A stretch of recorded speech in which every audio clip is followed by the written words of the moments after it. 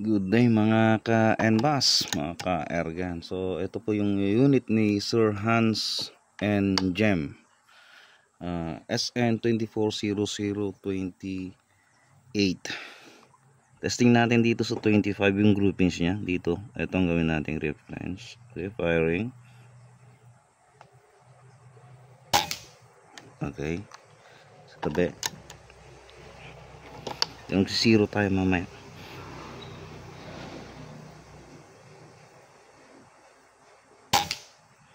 Okay, pumasok pa rin sa tabi. Yung unang pinasukan kanina, doon din pumasok.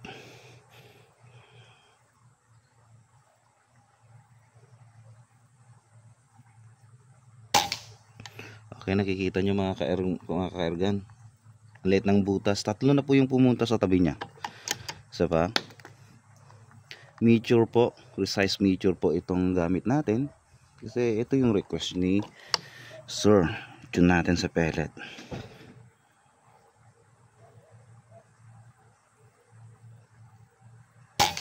Okay, Sam. Napakatulis ng Egran mo, Sir Hans and Jem. Actually, ang unit ni magsisiro tayo habang nagkwentuhan. Ang unit na to ni Sir Hans and Jem is talagang built po to for nagsiro tayo. Sobrang yata. Built for slug use talaga. So, iba na po yung mga porting nito. Sabihin natin upgrade Taurus. So, yung version 5 is napakaganda na po. Nasa mid po yun. Napakataas na po ng muscle velocity na may bibigay niya sa pellet, sa slug. Pero dahil gusto natin gamitan ng 34 grains, mas iniba natin, mas in advance pa natin yung mga porting niya. Again, laging yung sinasabi kay Sir Hans na etong unit na to ay na build for slug use, and nagkataon na gusto muna niyang mag-pellet muna daw, and binaba natin. So hindi natin makukuha masyado yung performance sa pellet, pero very enough naman na. Mayroon akong gustong sabihin, pero siguro dito na lang makikita ninyo sa performance. So ito yung performance niya. Napaganda yung butas niya sa tabi, di ba? Nakikita niyo mga ka-Ergan, ito. Yan, dito sa tabi yan. Yan yung tatama niya. Kung saan tayo nasiro na natin. So subukan natin kung makakapasok pa tayo ng isa dyan.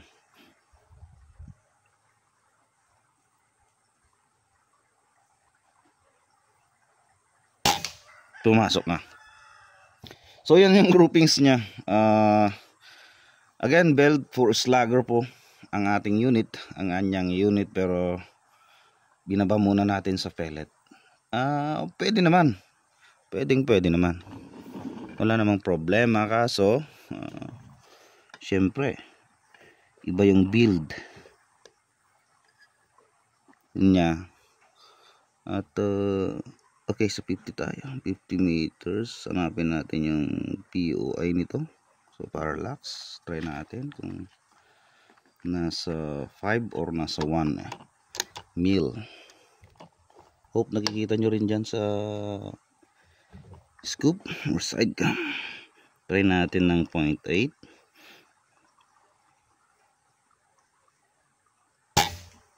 Ayaw sa 0.8. Try natin sa 1 mil. So actual po talaga to, actual test. Nakikita ninyo, hinahanap pa natin yung POA, point of impact. Try natin sa 1 mil. Ayun. So nasa 1 mil po yung kanyang holdover sa 50 meters, at ang target size natin is 1 inch target plate. Okay, 1 mil.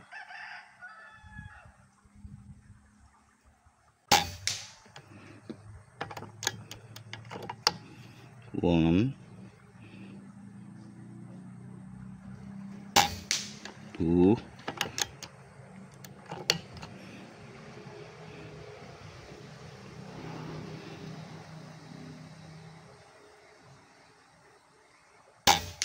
3,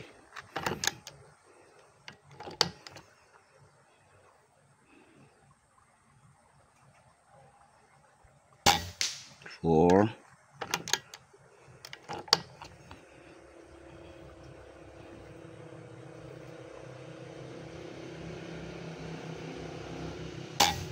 5. So 5 consecutive shots. Punta tayo ng 60. Okay, sa 60 meters. Madali na lang yan. Dito. Wag na tayong mag-adjust sa parallax. Try natin dito sa 1.5. Hit, pas ng impact. So by the way, 900 fps po ito. Punta tayo parallax. Subukan natin ng 2. Hit. Flying po. Ng muzzle velocity niya is sana yung 80. Punta tayo sa 80. Muzzle velocity of 900 fps average. So 80 tayo. Relax konti. Ayun.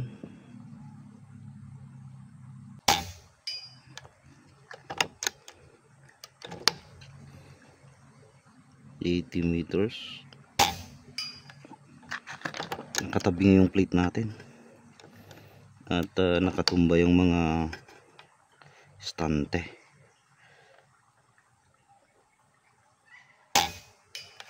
$80 po yun. Tayo ng 90. Pati 90 nakatabingi. So 100 na lang. Hit. So siguro Sir Hans and Jem, hanggang dito muna tayo. Very consistent naman. 100 meters na po, sir. Naka 2 consecutive shots na po tayo. 3 consecutive shots, 100 meters. Napakalayo na po ito. 4 consecutive shots. Nasa base na po yung ating blade sa taas ng holdover natin. 5 consecutive shots sa 100 meters. Napakalayo na po nito, sir. And tanggalin natin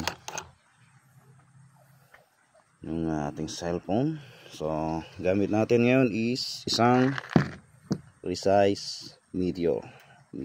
Yung mag-zoom yan. Precise Meteor po. Using your napakaganda, napakatikas na Taurus SN240028 na ipakita ko naman na to sa inyo noon pa, sir.